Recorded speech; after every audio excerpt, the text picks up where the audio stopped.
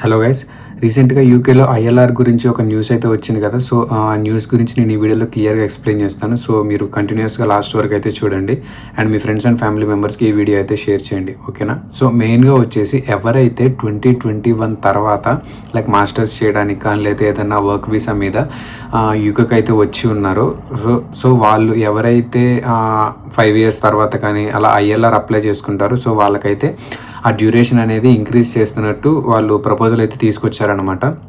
So అందులో ఫస్ట్ది ఏంటంటే ఎవరైతే 2021 తర్వాత యూకేకి వచ్చారో వాళ్ళకి 5 years ఉన్న ఐఎల్ఆర్ టైం పీరియడ్ అనేది 10 years చేస్తున్నాము అని చెప్పేసి అనౌన్స్ అయితే చేశారు.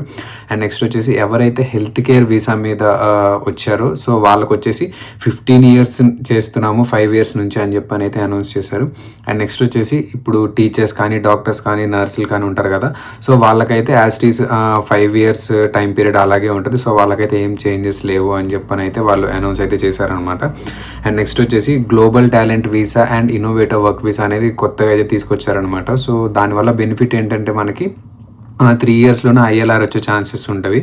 సో మనం మాస్టర్స్ అయిపోయిన తర్వాత డైరెక్ట్ మనం ఆ వీసాస్ అయితే అప్లై చేసుకోవాలి. దానికి కొన్ని టర్మ్స్ అండ్ కండిషన్స్ ఉన్నాయి. సో మనం అవి రీచ్ అయితే మనము గ్లోబల్ టాలెంట్ వీసా కానీ ఇన్నోవేటివ్ వర్క్ వీసా కానీ మనమైతే అప్లై చేసుకోవచ్చు. అది అప్లై చేసుకుంటే సో మనం దాంట్లో 3 years ఇక్కడ ఉంటే మనకి ఐఎల్ఆర్ అయితే అప్లై చేసుకోవచ్చు అనమాట. సో వాళ్ళు వీటికి కూడా కొన్ని కండిషన్స్ అయితే పెట్టారనమాట.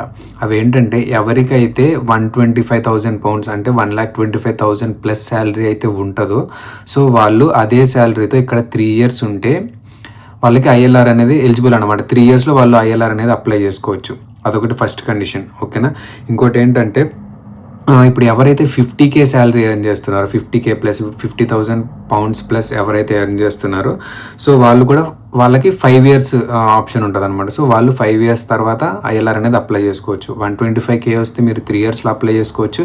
అండ్ అలాగే 50K శాలరీ ఉంటే మీకు పర్ మంత్లీ కాదు, పర్ యానం £50,000 శాలరీ ఉంటే మీరు 5 years తర్వాత మీరు ఐఎల్ఆర్ అనేది అప్లై చేసుకోవచ్చు. అండ్ నెక్స్ట్ వచ్చేసి ఇవన్నీ ఇలా చేంజ్ చేస్తామని జస్ట్ అనౌన్స్ అయితే చేశారు. సో మనకైతే ఇంకా ఇంప్లిమెంట్ అయితే అవ్వలేదు. సో మరి అవుతాయో అవ్వవో కూడా మనమైతే చెప్పలేము. ఈ పిహెచ్డబ్ల్యూ గురించి కూడా పాస్ట్లో ఇలాగే న్యూస్ వచ్చింది, అయ్యిద్దా అవ్వదా అని కొంచెం టెన్షన్ అయితే పడ్డాం. కానీ ఫైనల్లీ అదైతే ఇంప్లిమెంట్ చేశారు. సో ఇప్పటి నుంచి పిహెచ్డబ్ల్యూ అప్లై చేసుకున్న వాళ్ళకు కూడా 27 నుంచి మనకు కూడా 18 months పిహెచ్డబ్ల్యూనే వస్తుంది. సో ఇది కూడా మరి మేబీ చేస్తారో చేయరో కన్ఫర్మ్ అయితే లేదు. సో వన్స్ కన్ఫర్మేషన్ వచ్చిన తర్వాత నేనైతే మళ్ళీ ఇంకో వీడియో చేసి మీకు కన్ఫర్మేషన్ అయితే ఇస్తాను. సో ఇవైతే కండిషన్స్ అనమాట.